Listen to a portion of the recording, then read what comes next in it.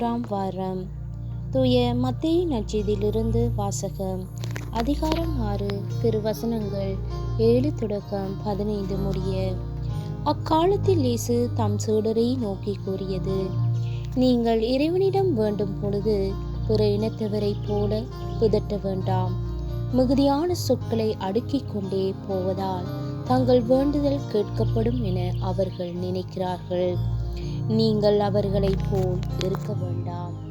ஏனெனில் நீங்கள் கேட்கும் முன்னரே உங்கள் தேவையை உங்கள் தந்தை அறிந்திருக்கிறார். ஆகவே நீங்கள் இவ்வாறு இறைவனிடம் வேண்டுங்கள்: விண்ணுலகில் இருக்கிற எங்கள் தந்தையே, உமது பெயர் தூயதென போற்றப் பெறுக. உமது ஆட்சி வருக. உமது திருவுளம் விண்ணுலகில் நிறைவேறுவது போல மண்ணுலகிலும் நிறைவேறுக. இன்று தேவையான உணவை எங்களுக்கு தாரும். எங்களுக்கு எதிராக குற்றம் செய்தோரை நாங்கள் மன்னித்துள்ளது போல் எங்கள் குற்றங்களையும் மன்னியும். எங்களை சோதனைக்கு உட்படுத்தாதேயும், தீயோனிடம் இருந்து எங்களை விடுவியும்.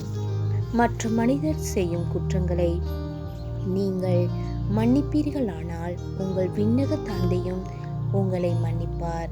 மற்ற மனிதரை நீங்கள் மன்னிக்காவிடில் உங்கள் தந்தையும் உங்கள் குற்றங்களை மன்னிக்க மாட்டார்.